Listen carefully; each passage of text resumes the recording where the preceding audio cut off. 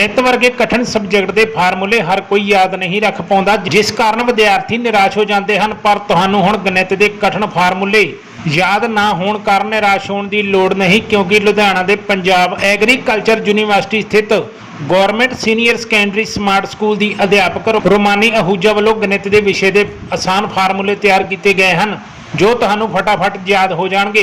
रोमानी आहूजा ने दस्सिया कि अक्सर ही बच्चों में गणित ਨੂੰ ਲੈ ਕੇ ਉਹਨਾਂ ਦੇ ਮਨ ਵਿੱਚ ਇੱਕ ਡਰ ਹੁੰਦਾ ਹੈ, जिस डर ਨੂੰ ਕੱਢਣ ਲਈ ਇੱਕ ਵਿਸ਼ੇਸ਼ ਫਾਰਮੂਲਾ ਤਿਆਰ ਕੀਤਾ ਗਿਆ ਹੈ, ਜਿਨ੍ਹਾਂ ਫਾਰਮੂਲਿਆਂ ਦੀ ਬਦੌਲਤ ਬੱਚਿਆਂ ਨੂੰ ਗਣਿਤ ਦੇ ਪ੍ਰਤੀ ਦਿਲਚਸਪੀ ਪੈਦਾ ਕਰਕੇ ਅਤੇ ਬੱਚਿਆਂ ਵਿੱਚ ਗਣਿਤ ਦਾ ਡਰ ਖਤਮ हो जाता है। उन्होंने कहा कि उन्होंने इस तरह के फार्मूले बना के आसान तरीके नाल गणित पढ़ाने कारण बीते दिनी अध्यापक दिवस से पंजाब सरकार वालों उन्होंने सन्मानित भी किया गया है। जे न्यूज़ पंजाबी लिए लुधियाना तो प्रदीप भंडारी की रिपोर्ट। जी, मेरा नाम रोमानी आहूजा है ते मैं मैथ मिस्ट्रेस वजों वर्क कर रही हाँ government senior secondary smart school PAU च।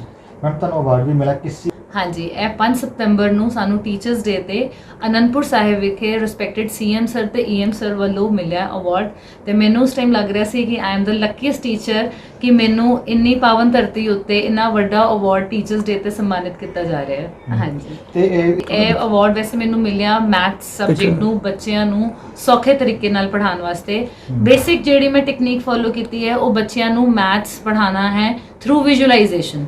ਜਦੋਂ ਬੱਚਾ ਇੱਕ ਚੀਜ਼ ਨੂੰ ਦੇਖ ਲੈਂਦਾ ਹੈ ਤਾਂ ਉਹਦੇ ਕਨਸੈਪਟ ਦੀ ਕਲੈਰਿਟੀ ਹੋ ਜਾਂਦੀ ਹੈ। ਸਾਡੇ ਸਕੂਲ 'ਚ ਮੈਥ ਪਾਰਕ ਬਣਿਆ ਹੋਇਆ ਹੈ, ਸ਼ਕੁੰਤਲਾ ਦੇਵੀ ਮੈਥਮੈਟੀਕਲ ਪਾਰਕ, ਮੈਥ ਲੈਬ ਵੀ ਬਣੀ ਹੋਈ ਹੈ ਜਿੱਥੇ ਅਕਸਰ ਮੈਂ ਬੱਚਿਆਂ ਨੂੰ ਲੈ ਕੇ ਜਾਂਦੀ ਹਾਂ, ਹਰ ਹਫਤੇ 'ਚ ਇੱਕ ਵਾਰੀ ਜ਼ਰੂਰ ਲੈ ਕੇ ਜਾਂਦੀ ਹਾਂ। ਤੇ ਉਸ ਤੋਂ ਇਲਾਵਾ ਮੈਂ ਬਹੁਤ ਸਾਰੇ ਮਾਡਲਸ ਸ਼ੀਟਸ ਦੇ ਥਰੂ ਤਿਆਰ ਕੀਤੇ ਜਿੰਦੇ ਨਾਲ ਬੱਚਿਆਂ ਦੀ ਬਹੁਤ ਜ਼ਿਆਦਾ ਕਨਸੈਪਟ ਕਲੈਰਿਟੀ ਹੁੰਦੀ ਹੈ।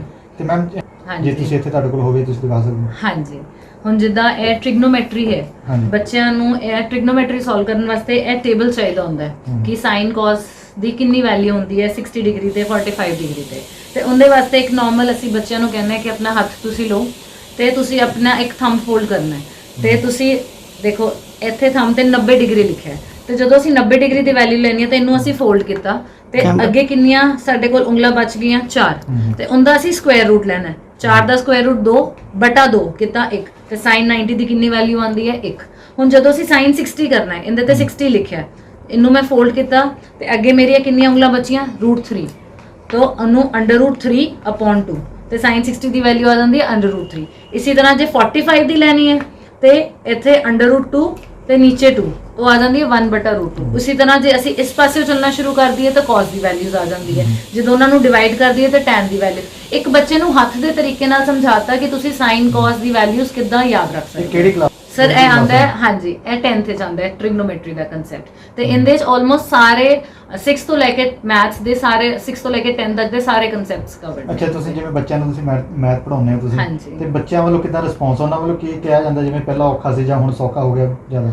ਬੱਚਿਆਂ ਨੂੰ ਮੈਂ ਇੱਕੋ ਹੀ ਗੱਲ ਕਹਿੰਦੀ ਆ, ਤੁਸੀਂ ਸਬਜੈਕਟ ਨੂੰ ਪਿਆਰ ਕਰਨਾ ਹੈ। ਮੈਂ ਬਹੁਤ ਸਾਰੇ ਸਕੂਲਾਂ 'ਚ ਸੈਮੀਨਾਰ ਵੀ ਲਗਾਏ, ਟੌਪਿਕ ਸੀਗਾ ਆਈ ਲਵ ਮੈਥ ਤੇ ਬੱਚੇ ਜਦੋਂ ਮੈਥ ਸਬਜੈਕਟ ਨਾਲ ਇੱਕ ਪਿਆਰ ਕਰਨਾ ਸ਼ੁਰੂ ਕਰ ਦਿੰਦੇ ਨੇ ਤਾਂ ਉਹਨਾਂ ਦਾ ਸਬਜੈਕਟ 'ਚ ਇੰਟਰਸਟ ਬਹੁਤ ਜ਼ਿਆਦਾ ਵੱਧ ਜਾਂਦਾ ਹੈ ਤੇ ਆਈ ਲਵ ਮੈਥ ਇੱਕ ਬੇਸਿਕ ਥੀਮ ਹੁੰਦੀ ਹੈ ਤੇ ਬੱਚੇ ਸਬਜੈਕਟਸ ਨਾਲ ਪਿਆਰ ਕਰਨਾ ਸ਼ੁਰੂ ਕਰ ਦਿੰਦੇ ਆ। ਹੁਣ ਜਿੱਦਾਂ ਇਹ ਵਾਲੀ ਐਕਟੀਵਿਟੀ ਜਾਂ ਇਹ ਵਾਲੀ ਹੈ, ਹੁਣ ਇਹਦੇ 'ਚ ਨਾਰਮਲ ਇੱਕ ਮੈਥਸ ਦਾ ਇੱਕ ਆਦਮੀ ਬਣਾਇਆ, ਉੱਤੇ ਲਿਖਿਆ ਮੈਥ ਹਿਊਮਨ। ਇਹਦੇ 'ਚ ਮੈਥਸ ਦੇ ਸਾਰੇ ਹੀ ਕਿਹੜੀ ਕਲਾਸ ਵਿੱਚ ਇਹ 6th ਵਿੱਚ ਤੁਸੀਂ ਕਹਿ ਲਓ 5th ਵਿੱਚ ਕਹਿ ਲਓ ਤੇ ਸਾਰੇ ਹੀ ਮੈਥਸ ਦੇ ਫਿਗਰਸ ਇਹਦੇ 'ਚ ਆ ਜਾਂਦੇ। ਤੁਸੀਂ ਦੇਖ ਸਕਦੇ ਹੋ ਇਹਦਾ ਜਿਹੜਾ ਫੇਸ ਹੈ ਉਹ ਸਰਕਲ ਸ਼ੇਪ ਆ ਜਾਂਦੀ ਹੈ। ਤੁਸੀਂ ਇਸ ਐਕਟੀਵਿਟੀ ਨੂੰ ਅਸੀਂ 3rd ਕਲਾਸ 4th 5th ਵਿੱਚ ਵੀ ਰਿਲੇਟ ਕਰ ਸਕਦੇ ਕਿਉਂਕਿ ਅਸੀਂ ਬੇਸਿਕ ਸ਼ੇਪ ਸਿੱਖਣੀਆਂ ਸ਼ੁਰੂ ਕਰ ਦਿੰਦੇ ਹਾਂ 3rd 4th 5th ਵਿੱਚ।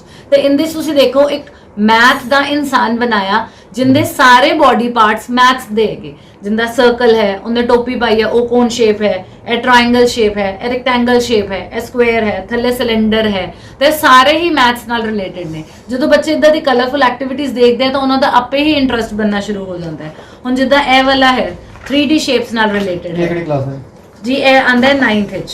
ਕਿਊਬੋਇਡ ਦਾ ਜਦੋਂ ਅਸੀਂ ਟੋਟਲ ਸਰਫੇਸ ਏਰੀਆ ਕੈਲਕੂਲੇਟ ਕਰਨਾ ਹੁੰਦਾ ਹੈ ਉਹਦੇ ਨਾਲ ਰਿਲੇਟਡ ਹੁੰਦਾ ਹੈ। ਆਇਲਰਸ ਫਾਰਮੂਲਾ ਵੀ ਹੁੰਦਾ ਹੈ, ਇਹਨੂੰ ਅਸੀਂ 8th ਵਿੱਚ ਵੀ ਯੂਜ਼ ਕਰ ਸਕਦੇ ਹਾਂ। ਜਿੱਦਾਂ ਅਸੀਂ ਬੱਚਿਆਂ ਨੂੰ ਸਿਖਾਉਣਾ ਹੁੰਦਾ ਹੈ ਕਿ ਇੱਕ ਕਿਊਬ ਦੇ ਕਿੰਨੇ ਫੇਸਿਸ ਹੁੰਦੇ ਆ, ਕਿੰਨੇ ਵਰਟਿਸਿਸ ਤੇ ਕਿੰਨੇ ਐਜਸ ਹੁੰਦੀਆਂ ਤੇ ਇਹ ਹੈਗਾ ਨੈਟ ਆਫ ਦੀ ਕਿਊਬ ਤੇ ਉਹ ਬੱਚਾ ਇੱਥੋਂ ਗਿਣ ਸਕਦਾ ਹੈ ਕਿ 1 2 3 4 5 ਤੇ 6 ਤੇ ਬੱਚਿਆਂ ਨੂੰ ਅਕਸਰ ਇਹ ਨਹੀਂ ਪਤਾ ਹੁੰਦਾ ਕਿ 2D ਤੇ 3D ਸ਼ੇਪ 'ਚ ਫਰਕ ਕੀ ਹੈ। ਤੇ ਜਦੋਂ ਬੱਚਾ ਦੇਖਦਾ ਹੈ ਅਸੀਂ ਉਹਨੂੰ ਦੱਸ ਸਕਦੇ ਹਾਂ ਜਿਹੜਾ ਕਾਗਜ਼ ਹੈ ਸਿਰਫ ਇਹ ਇੱਕ ਹਿੱਸਾ ਹੈ, ਇਹ ਸਾਰੀ ਇੱਕ 2D ਸ਼ੇਪ ਹੈ ਜਿਹੜੀ ਨੈਟ ਹੈ। ਇਹਨੂੰ ਜਦੋਂ ਅਸੀਂ ਧਾਗੇ ਨਾਲ ਪੁੱਲ ਕਰਤਾ ਤੇ ਇਹ ਕੀ ਬਣ ਜਾਂਦਾ ਹੈ, ਕਿਊਬ। ਤੇ ਕਿਊਬ ਜਿਹੜੀ ਹੈ ਉਹ 3D ਸ਼ੇਪ ਹੈ। ਉਸੇ ਤਰ੍ਹਾਂ ਬੱਚਿਆਂ ਨੂੰ ਇਹ ਨਹੀਂ ਪਤਾ ਹੁੰਦਾ ਤੇ ਕਿਊਬ ਤੇ ਕਿਊਬੋਇਡ 'ਚ ਕੀ ਫਰਕ ਹੈ। ਇਹਦੇ ਸਾਰੇ ਫੇਸਿਸ ਜਿਹੜੇ ਹੁੰਦੇ ਆ ਸਕੁਅਰ ਹੁੰਦੇ ਆ, ਇਹਦੇ ਫੇਸਿਸ ਜਿਹੜੇ ਹੁੰਦੇ ਆ ਰੈਕਟੈਂਗਲ ਹੁੰਦੇ ਆ। ਇਹਨੂੰ ਜਦੋਂ ਅਸੀਂ ਪੁੱਲ ਕਰਦੇ ਆ ਤੇ ਇਹ ਕਿਊਬੋਇਡ ਬਣ ਜਾਂਦਾ ਹੈ। ਹੁਣ ਨੈਕਸਟ ਆ ਜਾਂਦਾ ਸਾਡੇ ਕੋਲ ਪ੍ਰਿਜ਼ਮ। ਇਹਦੇ ਸਾਡੇ ਕੋਲ 5 ਫੇਸਿਸ ਹੁੰਦੇ ਆ, 3 ਰੈਕਟੈਂਗਲ ਹੁੰਦੇ ਆ ਤੇ 2 ਟ੍ਰਾਇੰਗਲ। ਇਹਨੂੰ ਜਦੋਂ ਅਸੀਂ ਪੁੱਲ ਕੀਤਾ ਤੇ ਸਾਡੇ ਕੋਲ ਆ ਗਿਆ ਪ੍ਰਿਜ਼ਮ। ਤੇ ਇਦਾਂ ਹੀ ਸਾਡੇ ਕੋਲ ਪਿਰਾਮਿਡ ਆ ਜਾਂਦਾ ਹੈ। ਇਹਦੇ 4 ਫੇਸਿਸ ਹੁੰਦੇ ਆ ਤੇ ਚਾਰੋਂ ਹੀ ਟ੍ਰਾਇੰਗਲ ਹੁੰਦੇ ਆ ਤੇ ਇਹਨੂੰ ਜਦੋਂ ਅਸੀਂ ਪੁੱਲ ਕੀਤਾ ਤੇ ਸਾਡੇ ਕੋਲ ਆ ਗਿਆ ਪਿਰਾਮਿਡ। ਤੇ ਉਸੇ ਤਰ੍ਹਾਂ ਜਿੱਦਾਂ ਇਹ ਵਾਲੀ ਹੈ, ਇਹ ਨਾਰਮਲ ਅਸੀਂ ਫਰਸਟ ਸੈਕੰਡ ਕਲਾਸ 'ਚ ਵੀ ਯੂਜ਼ ਕਰ ਲੈਂਦੇ ਆ। Pop up 2D shape book ਆਪਾਂ ਸੈਕੰਡ ਤੇ ਥਰਡ ਕਲਾਸ 'ਚ ਨਾਰਮਲੀ ਸਿਖਾਉਂਦੇ ਆ ਸ਼ੇਪਸ, ਸਰਕਲ, ਟ੍ਰਾਇੰਗਲ, ਰੈਕਟੈਂਗਲ। ਤੇ ਉਹਦੇ ਵਾਸਤੇ ਇਹ ਬਣਾਈ ਹੋਈ ਹੈ ਸਰਕਲ, ਇਹ ਟ੍ਰਾਇੰਗਲ ਆ ਗਿਆ, ਇਹ ਰੈਕਟੈਂਗਲ ਆ ਗਿਆ, ਹਾਂਜੀ 5 ਸਾਈਡਾਂ ਵਾਲਾ ਪੈਂਟਾਗਨ ਆ ਗਿਆ, ਦੈਨ 6 ਸਾਈਡਾਂ ਵਾਲਾ ਹੈਕਸਾਗਨ ਆ ਗਿਆ, ਇਦਾਂ ਹੀ 7 ਵਾਲਾ ਹੈਪਟਾਗਨ, ਇਦਾਂ ਹੀ ਸਾਰੇ ਕੰਟੀਨਿਊ ਹੁੰਦੇ ਹਨ। ਚਲੋ ਬੱਚਿਆਂ ਵਾਸਤੇ ਈਜ਼ੀ ਤੁਸੀਂ ਕਨਸੈਪਟ ਕਰ ਗਿਆ ਐਜ਼ ਅ ਆਰਟ ਕਹਿੰਦੇ ਨੇ। ਹਾਂਜੀ, ਇਹਦੇ ਤੁਸੀਂ ਕਹਿ ਲਓ ਆਰਟ ਵੀ ਹੈ, ਕ੍ਰਾਫਟ ਵੀ ਹੈ। ਤੇ ਇਸੇ ਕਰਕੇ ਇਸ ਵਾਰੀ ਟੀਚਰ ਫੈਸਟ ਜਦੋਂ ਹੋਇਆ, ਟੀਚਰਸ ਦਾ ਮੁਕਾਬਲਾ ਹੁੰਦਾ ਹੈ ਤੇ ਉਹਦੇ ਵਿੱਚ ਮੈਂ ਮੈਥਸ ਦੇ ਨਾਲ ਆਰਟ ਐਂਡ ਕ੍ਰਾਫਟ ਵਿੱਚ ਵੀ ਹਿੱਸਾ ਲਿਆ। ਤੇ ਮੈਥ ਜਿਹੜਾ ਮੇਰਾ ਸਬਜੈਕਟ ਹੈ ਉਹਦੇ 'ਚ ਵੀ ਮੈਨੂੰ ਪ੍ਰਾਈਜ਼ ਮਿਲਿਆ ਤੇ ਆਰਟ ਐਂਡ ਕ੍ਰਾਫਟ ਵਿੱਚ ਵੀ ਮੇਰਾ ਪ੍ਰਾਈਜ਼ ਮਿਲਿਆ। ਇਹ ਚੀਜ਼ ਸੋਚੀ ਵੀ ਚਲੋ ਵੀ ਇਹ ਤੁਸੀਂ ਈਜ਼ੀ ਬੱਚਿਆਂ ਨੂੰ ਪੜਾਇਆ ਜਾਵੇ, ਕਿੱਦਾਂ ਮਤਲਬ ਮਨ ਦੇ ਵਿੱਚ ਕਿੱਦਾਂ ਆਏਗਾ ਜਾਂ ਕਿਸੇ ਨੂੰ ਦੇਖ ਕੇ ਜਾਂ ਕਿੱਦਾਂ ਤੇ ਕਿਹਦੀ ਸਹਾਇਤਾ ਮਿਲੀ ਤੁਹਾਨੂੰ ਨਾਲ? ਸਹਾਇਤਾ ਤਾਂ ਮੈਨੂੰ ਲੱਗਦਾ ਸਾਰੇ ਡਿਪਾਰਟਮੈਂਟ ਦੀ, ਪਰਿਵਾਰ ਦੀ, ਫੈਮਿਲੀ, ਫਰੈਂਡਸ, ਜਿਹੜੇ ਮੇਰੇ ਬੱਚੇ ਹੈ। ਵੈਸੇ ਤਾਂ ਇਹ ਅਵਾਰਡ ਮੇਰੇ ਬੱਚਿਆਂ ਨੂੰ ਹੀ ਜਾਂਦਾ ਹੈ ਕਿਉਂਕਿ ਬਿਨਾਂ ਬੱਚਿਆਂ ਤੋਂ ਇੱਕ ਟੀਚਰ ਦਾ ਕੋਈ ਵਜੂਦ ਨਹੀਂ ਹੈ। ਤੇ ਮੈਂ ਜਦੋਂ ਜੌਬ 'ਚ ਆਈ ਤਾਂ ਸਾਡੇ ਸੈਮੀਨਾਰ ਲੱਗਦੇ ਸੀ ਤੇ ਮੈਂ ਮੈਥਸ ਦੇ ਬਹੁਤ ਸਾਰੇ ਸੈਮੀਨਾਰ ਲਗਾਏ ਤੇ ਉੱਥੇ ਸਿੱਖੀਆਂ ਇਹ ਵਾਲੀ ਐਕਟੀਵਿਟੀਜ਼ ਕਿੱਦਾਂ ਬਣਦੀਆਂ। ਹੌਲੀ ਹੌਲੀ ਮੇਰਾ ਇੰਟਰਸਟ ਬਣਨਾ ਸ਼ੁਰੂ ਹੋ ਗਿਆ ਤਾਂ ਮੈਂ ਹੋਰ ਮੈਥਸ ਦੀ ਐਕਟੀਵਿਟੀਜ਼ ਬਣਾਉਣੀਆਂ ਸ਼ੁਰੂ ਕਰਤੀਆਂ। ਅੱਜ ਕੱਲ ਥੈਂਕਸ ਟੂ ਟੈਕਨੋਲੋਜੀ, YouTube ਹੈ, Google ਹੈ, Zoom ਹੈ, ਤੇ ਸਾਰੀ ਐਕਟੀਵਿਟੀਜ਼ ਦੇ ਥਰੂ ਮੈਂ ਇਹ ਸਿੱਖਣਾ ਸ਼ੁਰੂ ਕੀਤਾ। ਤਾਂ ਮੇਰੇ 'ਚ ਇੱਕ ਹੋਰ ਜ਼ੀਲ, ਇੰਟਰਸਟ ਪੈਦਾ ਹੁੰਦੀ ਗਈ ਕਿ ਮੈਂ ਹੋਰ ਨਵੇਂ ਤਰੀਕਿਆਂ ਨਾਲ ਬੱਚਿਆਂ ਨੂੰ ਮੈਥ ਸਿਖਾਵਾਂ। ਤੇ ਮੇਰੇ ਕੋਲ ਜਦੋਂ ਵੀ ਫ੍ਰੀ ਟਾਈਮ ਹੁੰਦਾ ਹੈ ਤਾਂ ਮੈਂ ਮੈਥਸ ਦੀ ਹੀ ਐਕਟੀਵਿਟੀਜ਼ ਬਣਾਉਂਦੀ ਰਹਿੰਦੀ ਹਾਂ। ਕੋਈ ਹੋਰ ਸਬਜੈਕਟ ਬਾਰੇ ਸੋਚਿਆ ਇਸ ਤੋਂ ਇਲਾਵਾ? ਇਸ ਤੋਂ ਇਲਾਵਾ ਮੇਰਾ ਥੋੜਾ ਬਹੁਤ ਸਾਇੰਸ 'ਚ ਇੰਟਰਸਟ ਹੈ ਪਰ ਮੈਥਸ ਦੇ ਨਾਲ ਕੋਈ ਕੰਪੈਰੀਜ਼ਨ ਨਹੀਂ ਹੈ। ਮਤਲਬ ਬੱਚਿਆਂ ਨੂੰ ਈਜ਼ੀ ਕਰਤਾ ਤੁਸੀਂ ਕੰਮ? ਹਾਂਜੀ ਬਿਲਕੁਲ। ਮੈਥਸ ਦਾ ਇੱਕ ਡਰ, ਉਹਨਾਂ ਦਾ ਫੋਬੀਆ ਖਤਮ ਕਰਤਾ। ਹਾਂਜੀ, ਮਤਲਬ ਜੇ ਪੜ੍ਹਦੇ ਵੀ ਹੈ ਤਾਂ ਇੰਜੋਏ ਵੀ ਕਰਦੇ ਕਹਿੰਦਾ। ਬਿਲਕੁਲ ਮੈਥ ਗੇਮਸ ਦੇ ਥਰੂ ਵੀ ਉਹਨਾਂ ਨੂੰ ਮੈਥ ਸਿਖਾਇਆ।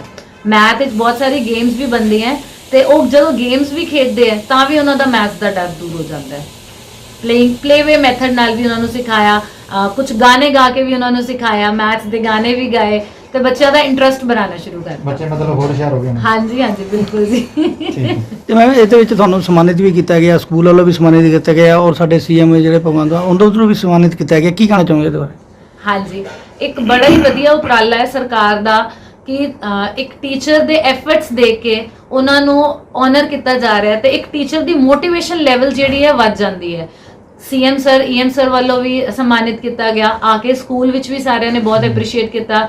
ਸਾਡੇ ਪ੍ਰਿੰਸੀਪਲ ਮੈਮ ਨੇ, ਬਲਵਿੰਦਰ ਕੌਰ, ਉਹਨਾਂ ਨੇ ਵੀ ਬਹੁਤ ਐਪਰੀਸ਼ੀਏਟ ਕੀਤਾ, ਆਨਰ ਕੀਤਾ ਤੇ ਸਾਰਿਆਂ ਵੱਲੋਂ ਬਹੁਤ ਹੀ ਪੋਜ਼ਿਟਿਵ ਮੋਟੀਵੇਸ਼ਨ ਜਦੋਂ ਮਿਲਦੀ ਹੈ ਤੇ ਇੱਕ ਅੰਦਰ ਜ਼ੀਲ ਹੋਰ ਆ ਜਾਂਦੀ ਹੈ ਕਿ ਅਸੀਂ ਹੋਰ ਇਸ ਤੋਂ ਵਧੀਆ ਹੋਰ ਅੱਗੇ ਕਰਕੇ ਦਿਖਾਈਏ ਸਾਰਿਆਂ ਨੂੰ।